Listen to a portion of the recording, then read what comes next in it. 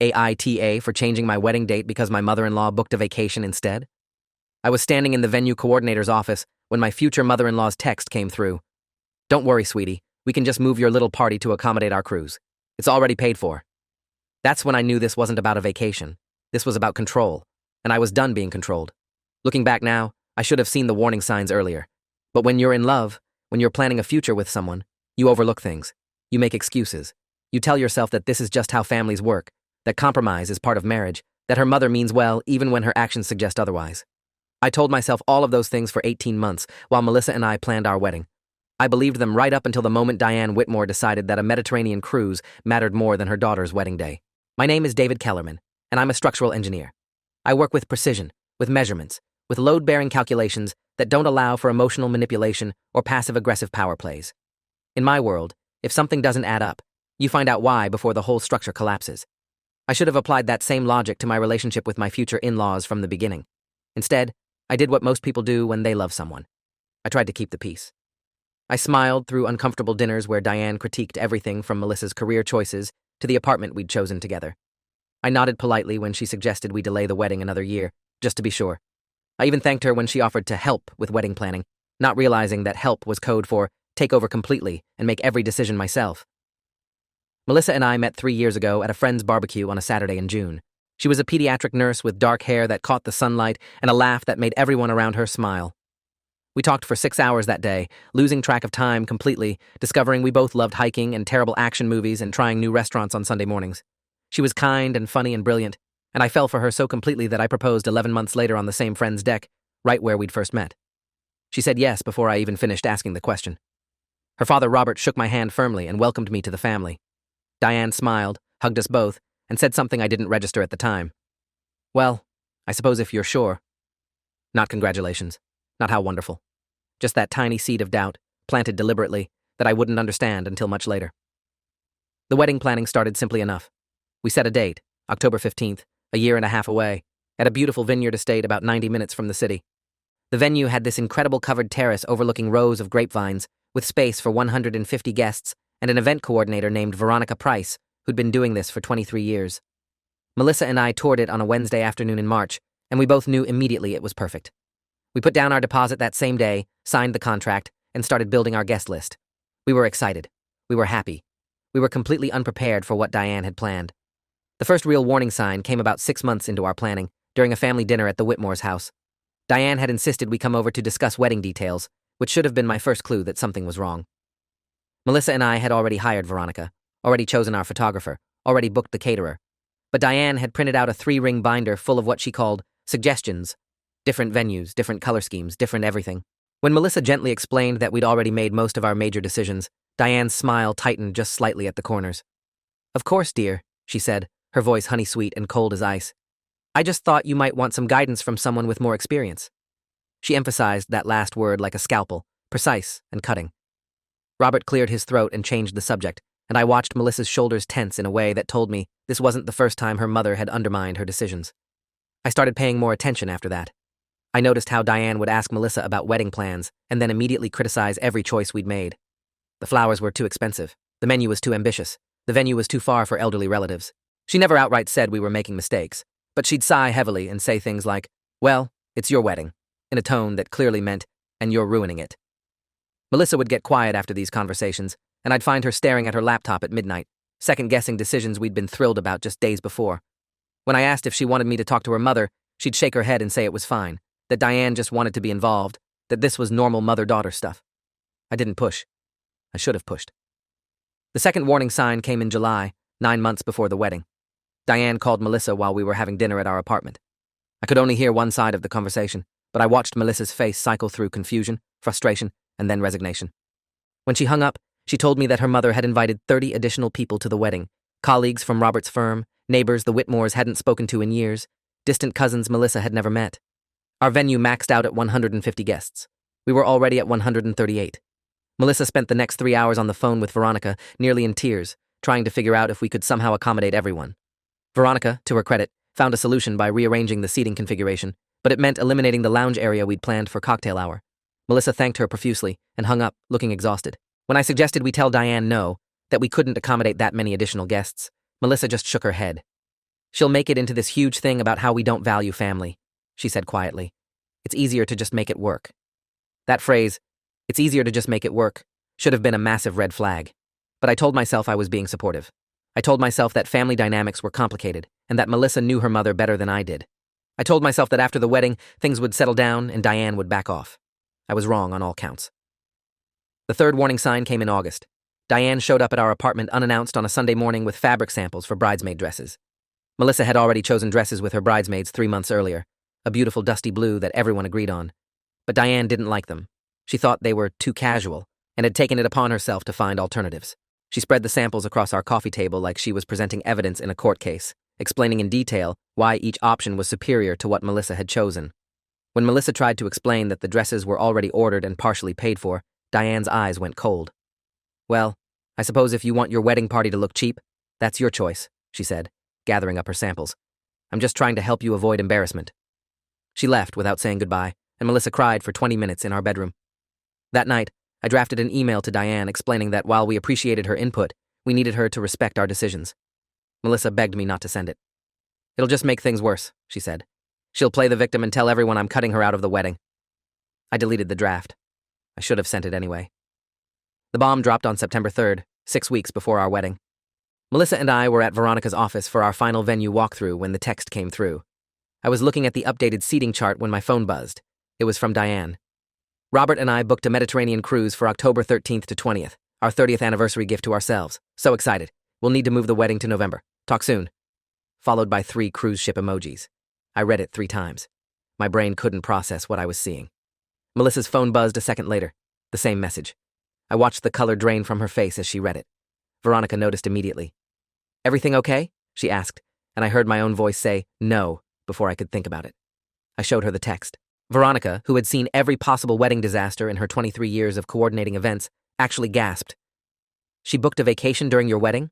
She said slowly, like she was trying to confirm she'd read it correctly. 6 weeks before the date? Melissa was shaking, just sitting there in Veronica's office, staring at her phone, shaking like she was cold even though it was 85 degrees outside. Call her, I said. Right now. Melissa did. I could hear Diane's voice through the phone, bright and cheerful, explaining how she and Robert had been planning this cruise for months, how it was a once-in-a-lifetime opportunity, how the timing just happened to land near the wedding, but surely we could just move everything back a few weeks. It's only a date, sweetie, Diane said, her voice carrying clearly in Veronica's quiet office. The important thing is that we're all together. You wouldn't want us to miss your special day, would you? The manipulation was so obvious, so blatant, that I felt something snap in my chest. Melissa was trying to explain about deposits, contracts, vendor availability, and Diane just kept talking over her. I'm sure Veronica can work with you, Diane said dismissively. She seems very competent. This is what we pay these people for, right? Melissa's hand was white-knuckled around her phone. Let me talk to her, I said, but Melissa shook her head, still trying to reason with her mother. The conversation went in circles for 15 minutes, Melissa explaining why moving the wedding was impossible, Diane acting confused about why this was such a big deal, Robert's voice in the background saying absolutely nothing. Finally, Diane sighed dramatically. Well, I suppose if you care more about a date than having your parents there, that's your priority, she said. We'll just miss it. Don't worry about us. We'll be thinking of you from the ship. The line went dead. Melissa sat there holding her phone, and I watched a tear slide down her cheek that she didn't seem to notice. Veronica broke the silence. I need to be very clear about something, she said, her voice gentle but firm. Your contract specifies October 15th. If you want to change that date, you'll lose your entire deposit. That's $8,000, and there's no guarantee we'll have another date available this year. We're booked solid through December. She pulled up her calendar on her laptop and turned it around so we could see. Every weekend through the end of the year was marked in red. Booked. The earliest I have is February 12th, she continued. But even that's not guaranteed because we have a tentative hold on it. Melissa made a sound that was somewhere between a laugh and a sob. February, she repeated. 4 months later. I felt rage building in my chest, hot and tight, because this was insane. This was deliberately, cruelly insane.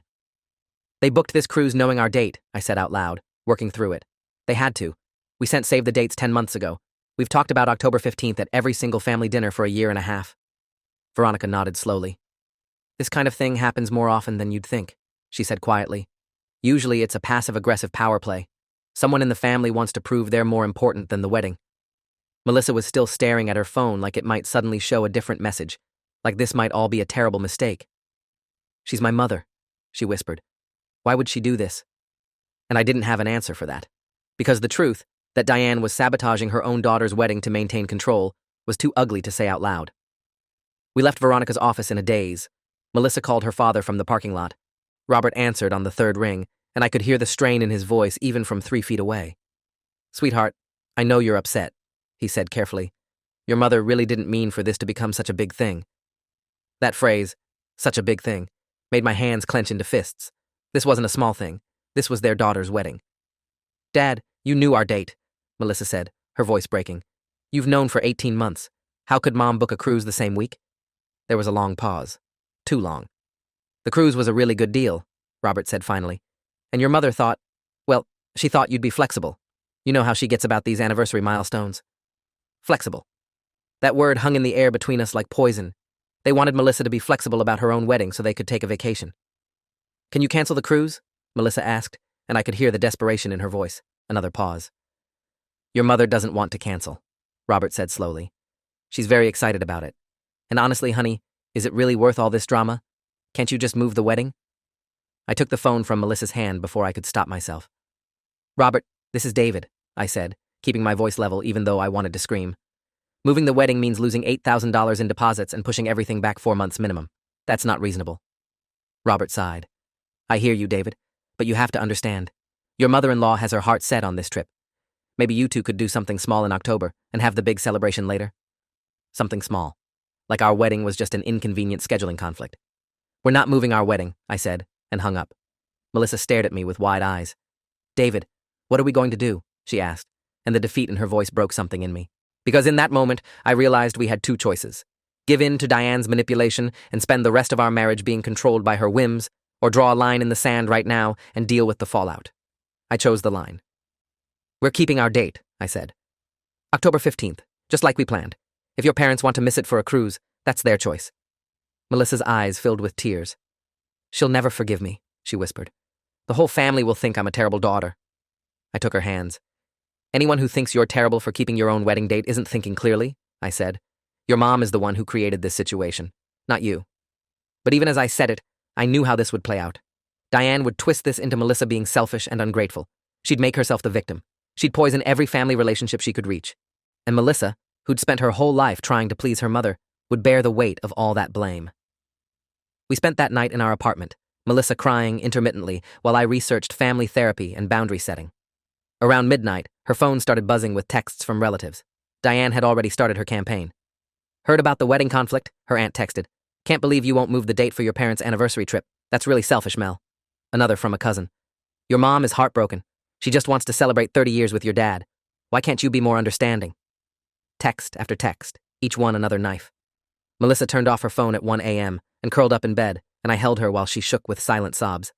In the morning, I called my own mother and explained the situation. She was quiet for a long moment. "That woman is a narcissist," she said flatly. "And she's been controlling Melissa for so long that Melissa doesn't even see it. You need professional help with this, David. This isn't just about a wedding anymore." She was right. On Monday morning, I contacted a family therapist named Dr. Helen Garrison, who specialized in narcissistic family systems. She'd been practicing for 19 years and came highly recommended. I explained the situation in an email, attaching screenshots of Diane's texts and the messages from relatives. Dr. Garrison responded within 3 hours with an appointment time for that Wednesday. When I told Melissa about it, she looked at me like I'd suggested we join a cult. "Therapy? David, we don't need therapy. We just need to figure out how to handle this." But I was firm. "We need professional guidance," I said, "because whatever we do next is going to affect the rest of our lives with your family. I want to make sure we do it right." She agreed reluctantly, and on Wednesday afternoon at 3 p.m., we sat in Dr. Garrison's office and laid out the whole situation. Dr. Garrison listened without interrupting, taking notes on a yellow legal pad. When we finished, she set down her pen and looked at us both seriously. "What you're describing is a classic narcissistic control pattern," she said. "Your mother has spent your entire life training you to prioritize her needs over your own, Melissa. And now that you're creating a life separate from her, getting married, making independent choices, she's escalating her control tactics to reassert dominance." Melissa shook her head. "She's not a narcissist," she said automatically. She has strong opinions. She wants to be involved." Dr. Garrison's expression was compassionate, but firm. "A mother who books a vacation during her daughter's wedding, knowing it will force the daughter to choose between the wedding date and having her parents present, is not trying to be involved. She's trying to control. And when you didn't immediately capitulate, She recruited other family members to pressure you.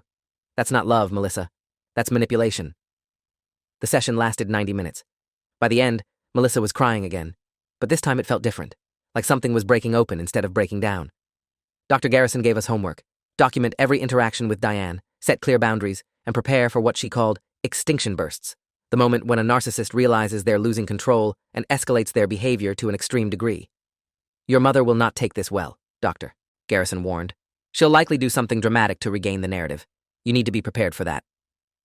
We scheduled a follow-up session for the following week and left with a reading list about narcissistic family systems.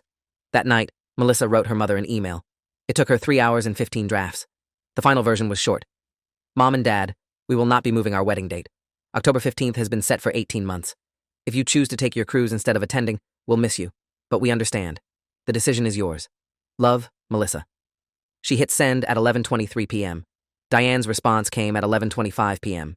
2 minutes. I cannot believe you would choose a party over your own parents. You've become so selfish since you started dating David. Maybe that's his influence. I'm heartbroken, Melissa. Truly heartbroken. Don't expect me to just get over this. Then, radio silence. For 3 days, nothing. No calls, no texts, no emails. Melissa checked her phone compulsively, and I watched her oscillate between relief and panic. On day 4, Robert called. Your mother is devastated, he said without preamble. She's been crying for days. She really thought you'd come around. Melissa's voice was steady when she responded. We're not moving the wedding, Dad. I'm sorry Mom is upset, but this is our day. Robert sighed heavily. You know she's going to go on that cruise, he said. And then she'll have to live with missing your wedding. Is that really what you want? The manipulation was so blatant I almost laughed. We want Mom and Dad at our wedding, Melissa said carefully. But we're not changing our date. If you choose the cruise, that's your choice. Robert hung up. That afternoon, Diane posted on social media a long, emotional message about how she'd raised her daughter with love and sacrifice, how she'd always put Melissa first, and how heartbroken she was that Melissa couldn't do the same for her parents' milestone anniversary. She didn't mention the wedding directly, but the implication was clear. The comments section filled with support for Diane. You're such a devoted mother. Your daughter doesn't know how lucky she is. Young people today are so entitled. Melissa's phone exploded with notifications. Friends from high school, distant relatives, people we hadn't talked to in years, all reaching out to tell Melissa she was being unreasonable. I watched her read through them, her face getting paler with each one. They all think I'm the bad guy, she whispered. No one sees what she's doing. That's when I made a decision. I created a detailed document. 6 pages, single-spaced, with a timeline of every manipulative thing Diane had done during our wedding planning. The unsolicited binder of suggestions, the 30 uninvited guests, the fabric samples, the cruise booking. I included screenshots of every text, every email, every social media post. I cited Dr. Garrison's professional assessment, with her permission, explaining the narcissistic control pattern. I ended with a simple statement. We love the Whitmores and want them at our wedding. We have not changed our date, canceled anything, or made any unreasonable demands. We simply asked them to honor the commitment they made 18 months ago when we announced our date. They chose a cruise instead. That is their choice, and we respect it. But we will not be manipulated into changing our wedding to accommodate a vacation. I sent it to my parents, my siblings, and Melissa's closest friends. Not to her family. Not yet. I wanted people who knew us well to have the truth first. The response was immediate and overwhelming. My mother called within an hour. I knew Diane was difficult, but this is worse than I thought, she said. This is abuse, David. Emotional abuse. Melissa's best friend, Natasha, one of her bridesmaids, texted a string of expletives followed by, I'm so sorry I didn't see this earlier. Your mom has always been controlling, but I thought it was just her personality. This is deliberate. One by one, our actual support system rallied, not with empty platitudes or both sides-ism, but with clear, unequivocal support. You're doing the right thing, my brother told me. Don't back down. It felt like someone had turned on the lights in a dark room. Suddenly, we weren't alone anymore. But Diane wasn't done. On September 18th, 2 weeks after the cruise bombshell, she escalated. She called Veronica directly. Somehow she'd gotten the venue coordinator's number and told her we were canceling the wedding. Veronica, professional to her core, called me immediately to verify. I have Diane Whitmore on hold claiming she has authority to cancel your event, Veronica said, her voice tight. I'm not doing anything until I speak with you and Melissa directly. My hands were shaking when I called Melissa at work. Your mother tried to cancel our wedding, I said flatly. Melissa went completely silent. Then, what? I explained what Veronica had told me. Melissa left work immediately. We conference called Veronica from our apartment 30 minutes later. I need explicit verbal confirmation from both of you that Diane Whitmore has no authority over this event, Veronica said, and I could hear the strain in her voice. And honestly, I need to document this. This is beyond anything I've dealt with before. We gave her the confirmation. Veronica added a password to our account, something Diane couldn't possibly know. But the damage was done. Melissa sat on our couch, staring at nothing, and I watched her process the fact that her mother had actively tried to sabotage our wedding. She called the venue, Melissa said slowly. She tried to cancel everything. My own mother. I'd read about extinction bursts in the materials Dr. Garrison gave us, but seeing it in real time was different. This wasn't just manipulation anymore. This was warfare. That evening, we had an emergency session with Dr. Garrison. This is textbook escalation, she said grimly. Diane is losing control of the narrative, so she's trying to force the outcome she wants.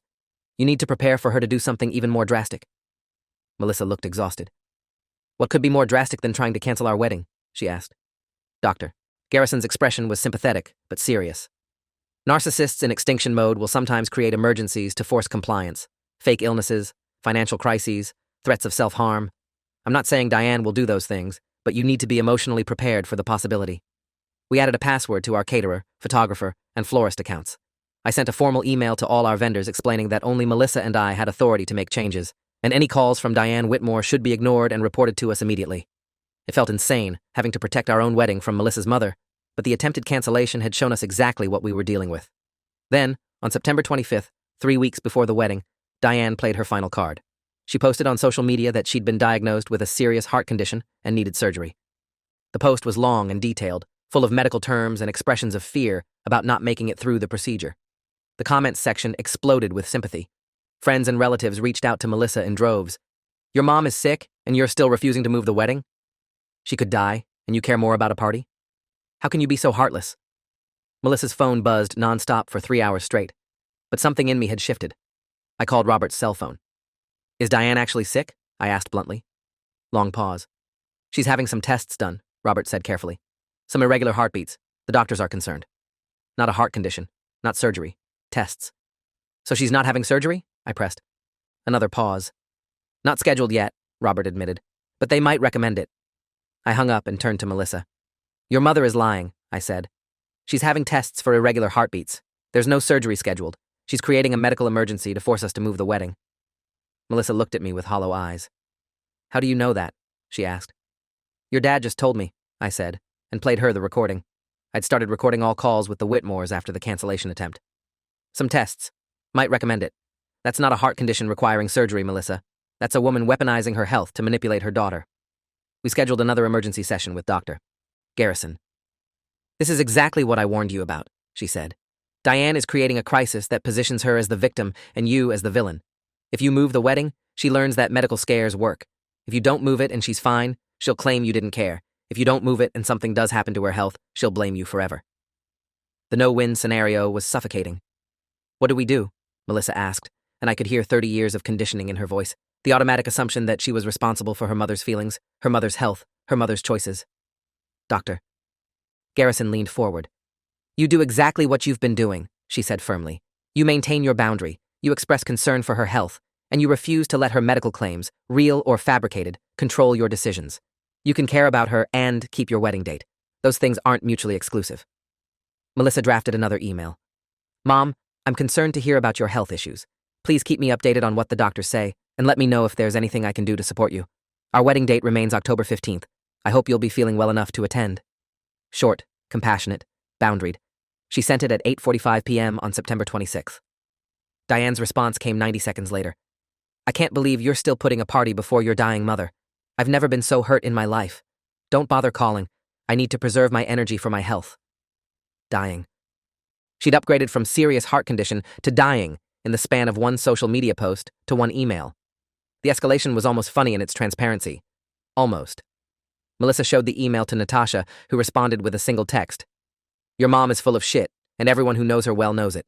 Stand your ground. The next week was a nightmare of social pressure. Diane's friends, their church community, distant relatives, all reaching out to tell Melissa she was making a terrible mistake.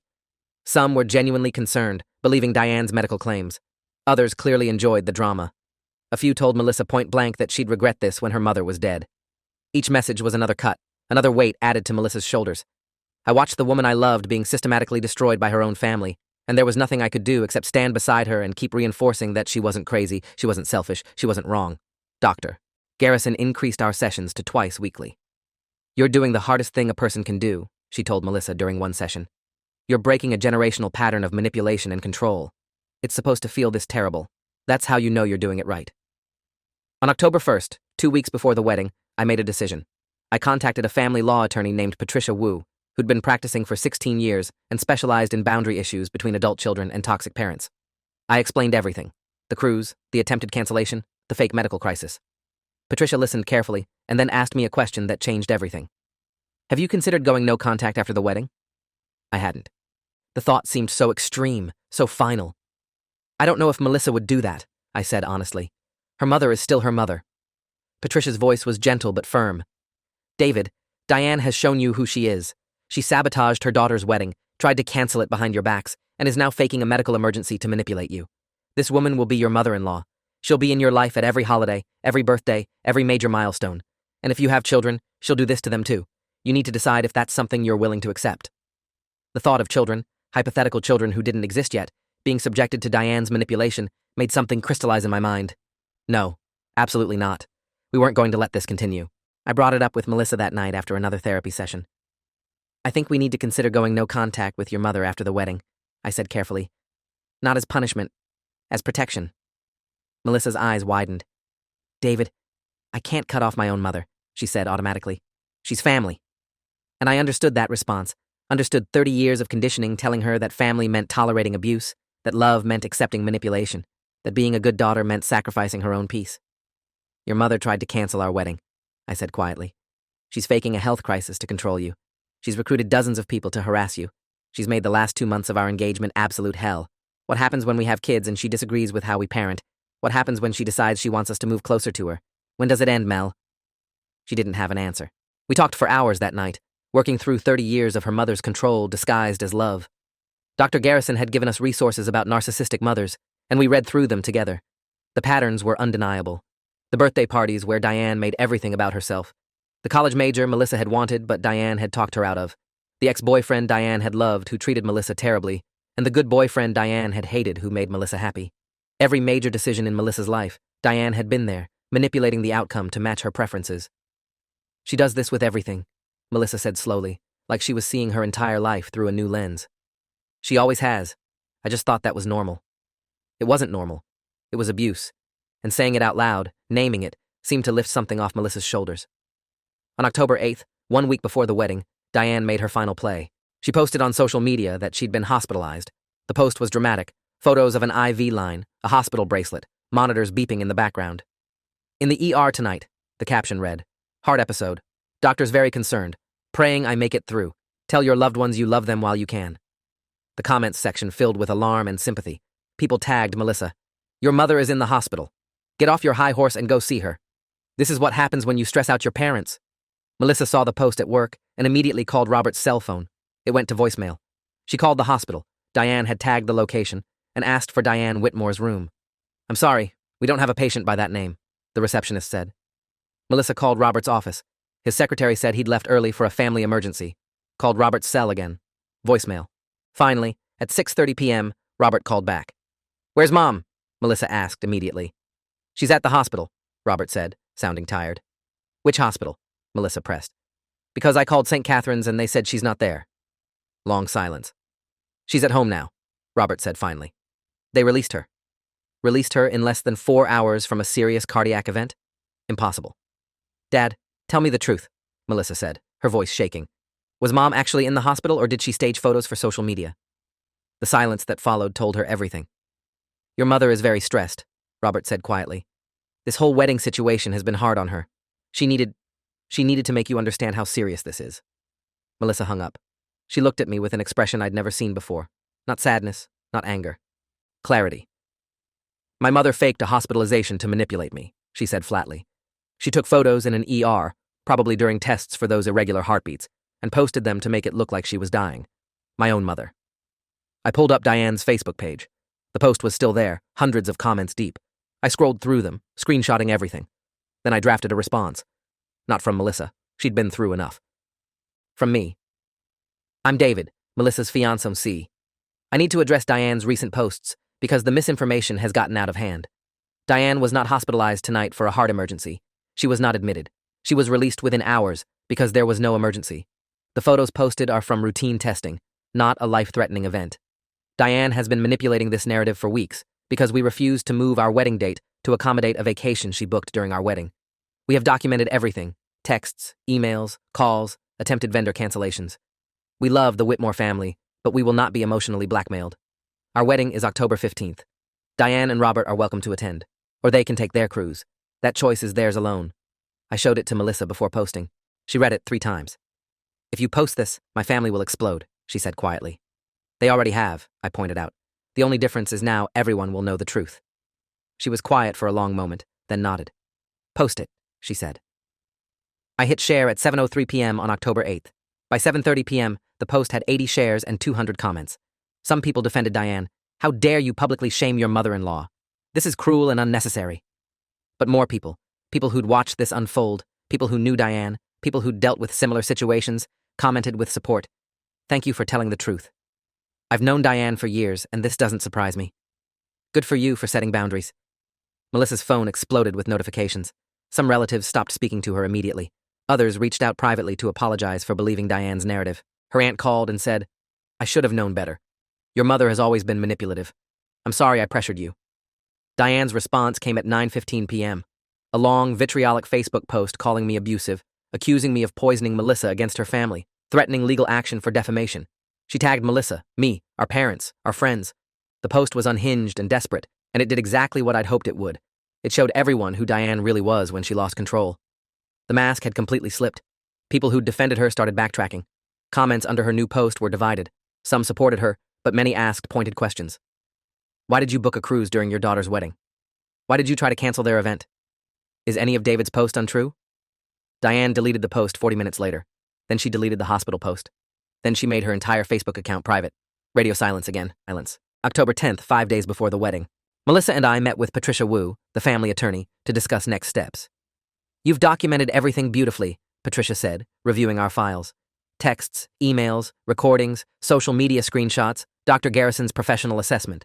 If Diane attempts any legal action, defamation, harassment, anything, you have more than enough evidence to defend yourselves and potentially countersue.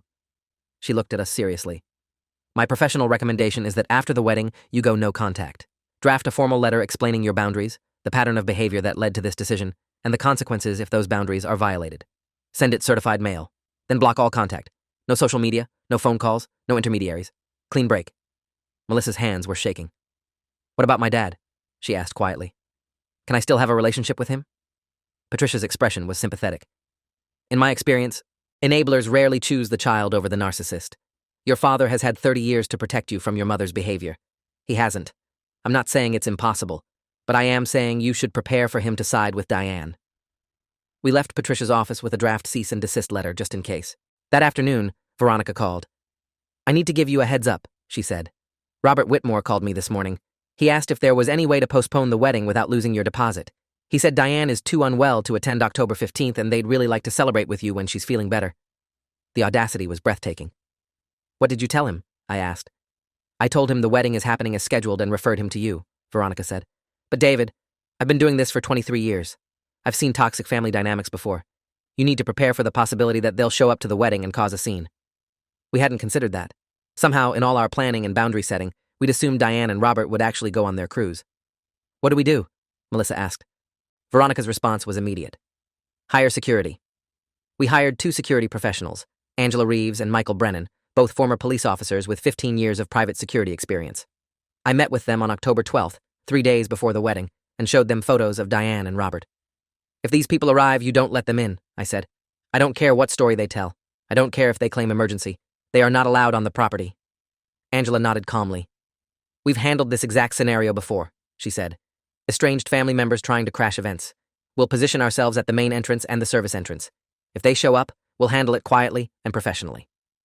The fact that I was paying $600 for security to keep my fiancé CE's parents away from our wedding was surreal.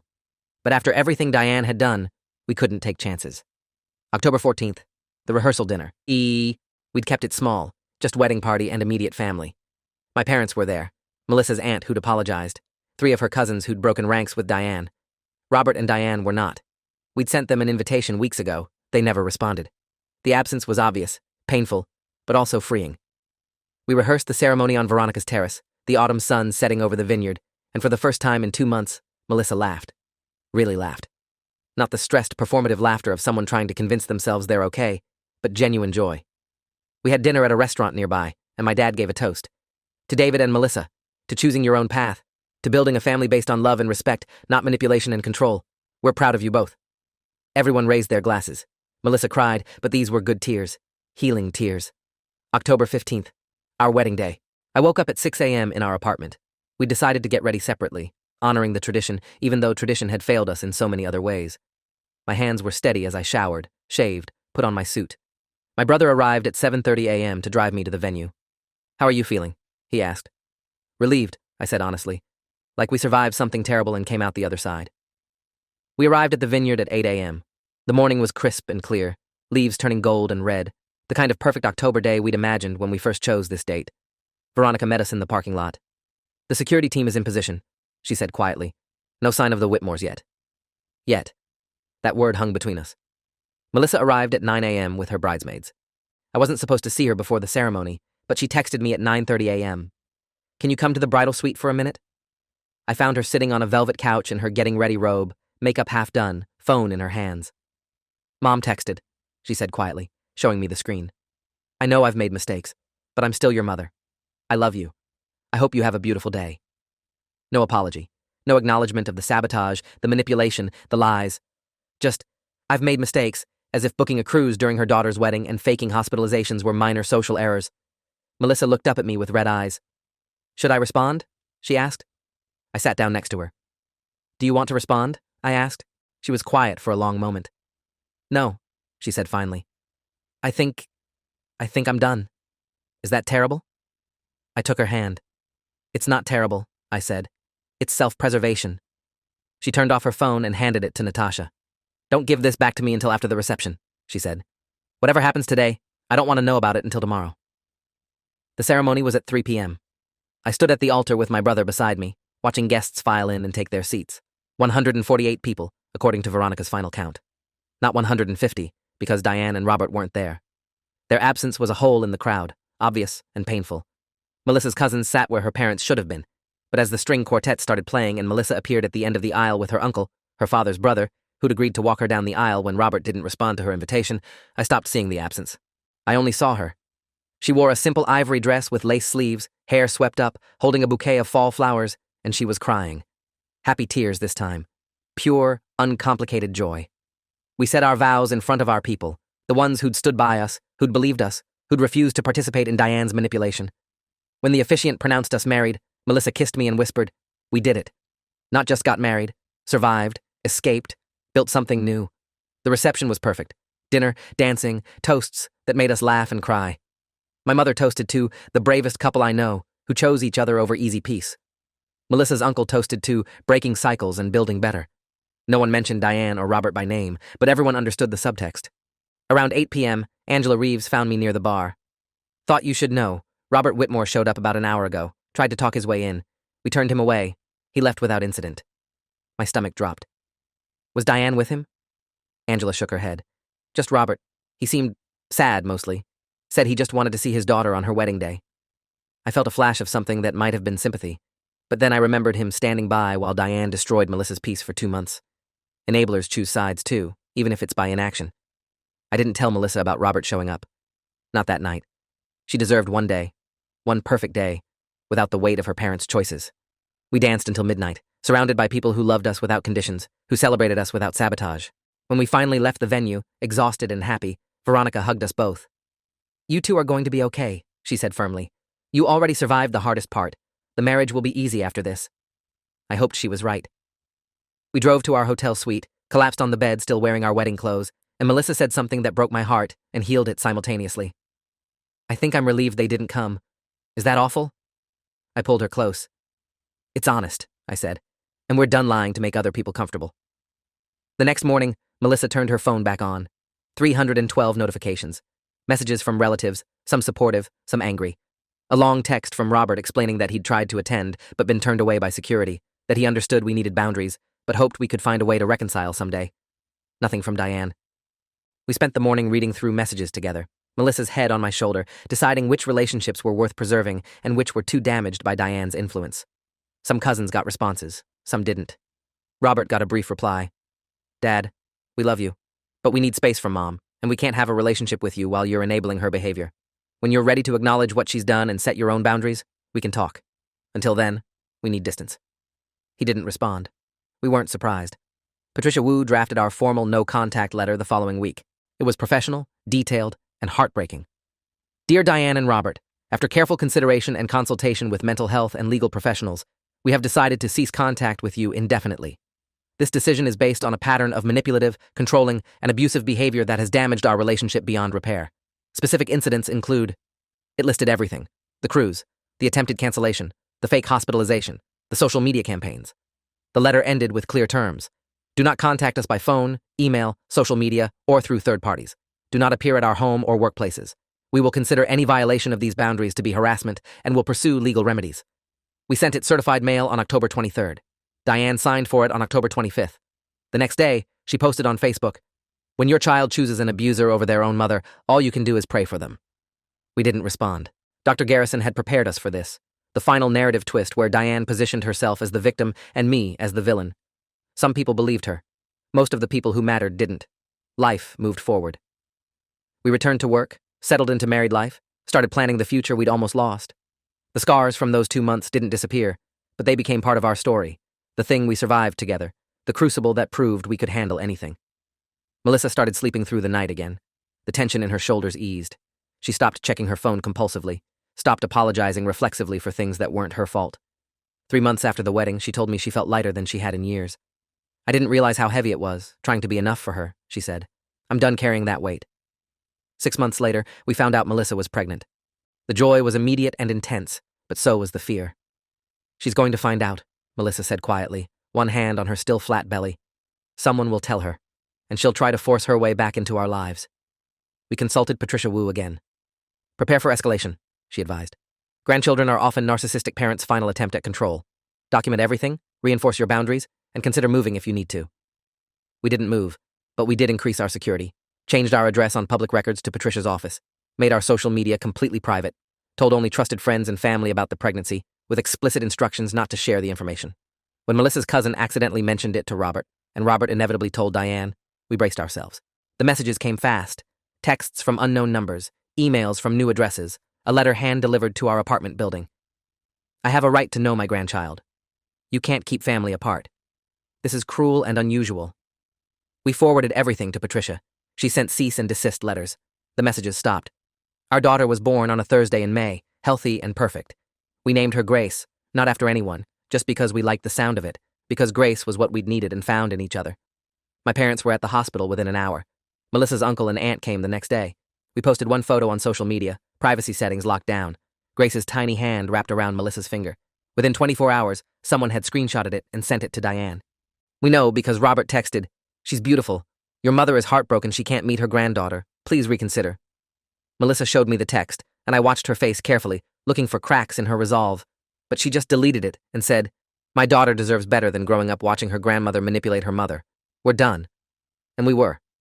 The thing about choosing yourself, about setting boundaries with people who taught you that love means sacrifice, it doesn't get easier, but it gets clearer.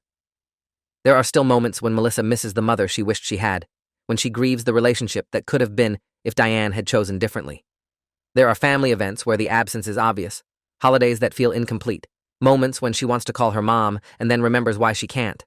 But there's also peace, there's safety, there's a life built on our own terms, free from manipulation and control. Our daughter will grow up knowing that love doesn't require tolerating abuse, that family should build you up instead of tearing you down, that sometimes the healthiest choice is walking away.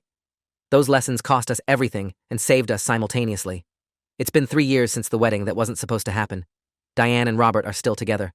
Robert reaches out occasionally, birthdays, holidays, with brief messages that never acknowledge what happened, never apologize, just act like we're one reconciliation away from normal. We don't respond. Diane has stopped trying directly, but maintains her victim narrative on social media for anyone who will listen.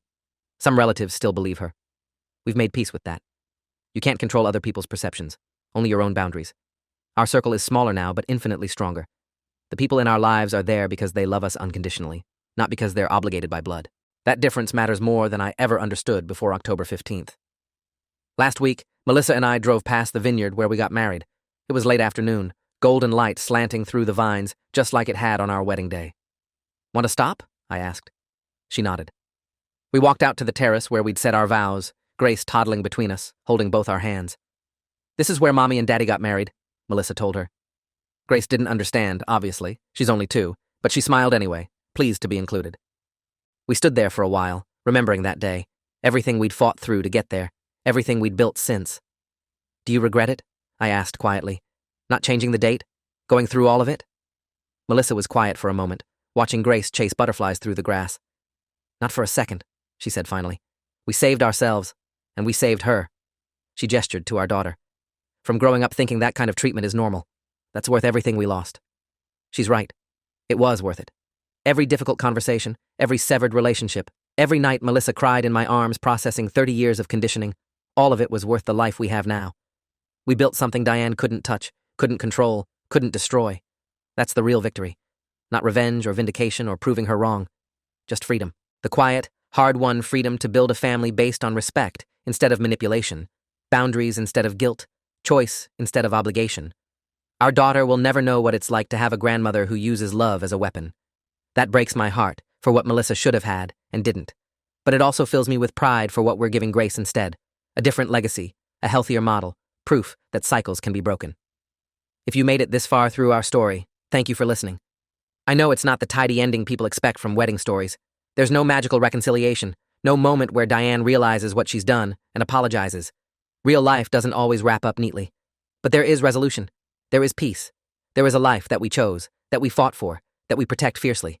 And honestly, that's better than any fairy tale ending where we sacrificed our autonomy for the illusion of family harmony. We chose each other. We chose ourselves. We chose our daughter's future over Diane's feelings. And I'd make that choice again every single day. If you enjoyed this, you'll definitely want to see the next ones too. So subscribe now and let me know your take in the comments.